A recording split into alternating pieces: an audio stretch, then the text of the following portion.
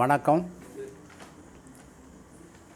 நம்முடைய மேற்கு வங்காளத்தை ஆட்சி செய்து கொண்டிருக்கிற மம்தா பானர்ஜி ஆரம்பத்திலிருந்தே எளிமையாக வாழ்ந்து கொண்டிருக்கிறார். அவர் இன்று 31 வயதில் இருக்கக்கூடிய ஒரு டாக்டரை மேற்கு வங்க அரசு மருத்துவமனையில் சின்னாபின்னம் செய்து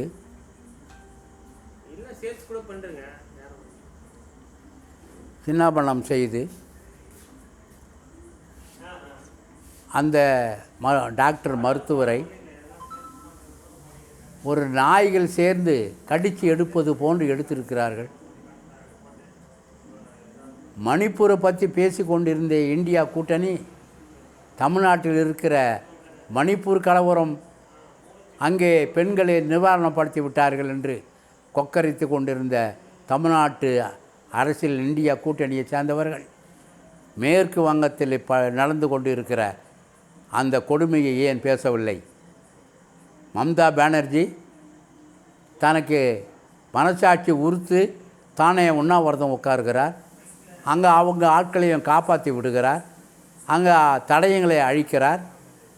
தற்கொலை செய்து கொண்டார் என்று செய்திகளை அனுப்புகிறார்கள். அந்த பெண்ணை சாகடித்து கை காலை உடைத்து உறுப்புகளை பூரா அறுத்து கடித்து அவருடைய உறுப்பை பூரா நாசப்படுத்தி கைவர்கள் கழிவு செய்திருக்கிறார்கள். இது போன்ற நிகழ்ச்சிகள் நடந்து கொண்டு பத்திரிகைகளே டிவிகளில் வந்து கொண்டு இருக்கிறது. தமிழ்நாட்டில் இருக்கிற வீராதி வீரர்கள் ஐஎன்டியூசினுடைய அகில இந்திய அரசில் பேசக்கூடிய கொலையாளிகள் எல்லோரும் ஏன் அறிக்கை விடவில்லை?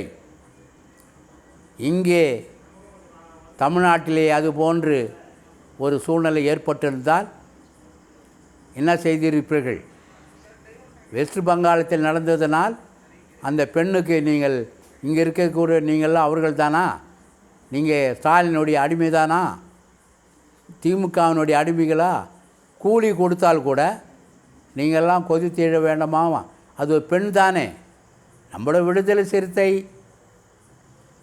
நம்முடைய தலைவர் தலித்து பெண்ணாக இருந்திருந்தால் அந்த டாக்டர் இவ்வளோ பெரிய கொடுமைக்கு கொதித்து எழுந்திருப்பார். அவர் பெண் இல்லை, தலித்து பெண் இல்லை, அது ஒரு பெண். ஒரு கால ஒரு பிராமண பெண்ணாக கூட இருக்கலாம். அதனால் விடுதலை சிறுத்தை தலைவர் அதை பற்றி பேசவே இல்லை. மற்ற தலைவர்கள், முஸ்லீம் லீக் தலைவர்கள், கம்யூனிஸ்ட் தலைவர்கள், இங்கே இருக்கிற ஐஎன்டியூசி காங்கிரஸ் தலைவர்கள் டெல்லியில் போய் டெல்லிக்கு கவுண்டர் கொடுக்குறாரு ஒருத்தர், தமிழ்நாடு சத்தியமூர்த்தியில் உட்காந்துங்கன்னு. இதுக்கெல்லாம் ஒரு அறிக்கை இல்லை. தமிழ்நாட்டு மக்கள் இதில் நீங்கள் புரிஞ்சுக்கணும். இவங்க யார்? அந்நிய நாட்டு சக்தியினுடைய ஏஜென்ட்டுகள். இவர்கள் பிரிவினை சக்தியினுடைய ஏஜென்ட்டுகள். இவர்கள் இங்கே இருக்கக்கூடிய இந்த நாட்டை பிரிப்பதற்காக திட்டம் போட்டு உட்கார்ந்து கொண்டு இருப்பவர்கள்.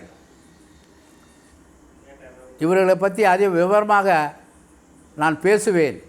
அந்த பெண்ணை எப்படியெல்லாம் செய்திருக்கிறார்கள். இந்த டெல்லியிலே ஒரு பெண் நிர்வாகி எத்தனை கூச்சல் போட்டார்கள். இந்த பிஜேபியும் அந்த கேசர்வால் துரோகி, தேச துரோகி எவ்வளோ பண்ணான். லஞ்சத்தை ஒழிக்கிறேன்னு சொல்லிட்டு அந்த கேஸிலே உள்ளே போய் உட்காந்துங்கிறான். அவனெல்லாம் சுட்டு தள்ளணும் இந்த நாட்டில். நான் சொல்கிறேன் நீதிமன்றத்துக்கு, நீங்கள் சரியாக நேரம் 20 ஆண்டுகள் 25 ஆண்டுகள் 15 ஆண்டுகள் என்று காலத்தை கடத்தி எதையும் செய்யக்கூடாது. வேகமாக செய்து எந்தெந்த கேஸில் ஹைகோர்ட்டுக்கும் சுப்ரீம் கோர்ட்டுக்கும் மத்தியில் ஒரு 6 மாதத்திலேயே தூக்கு தண்டனை கொடுப்பதற்கு சுப்ரீம் கோர்ட்டு உத்தரவிட வேண்டக்கூடிய சூழ்நிலை இந்த நாட்டிலே மத்திய மாநில அரசுகள் உருவாக்க வேண்டும். டிஎம்கே உருவாக்காது. மத்தியில் இருக்கக்கூடிய ஆட்சி சுப்ரீம் கோர்ட் நடவடிக்கை தானாக வந்து எடுத்ததற்கு ஸ்தாபன காங்கிரஸ் கட்சியின் சார்பில் மிகவும் நன்றியை தெரிவித்துக் கொள்கிறோம்.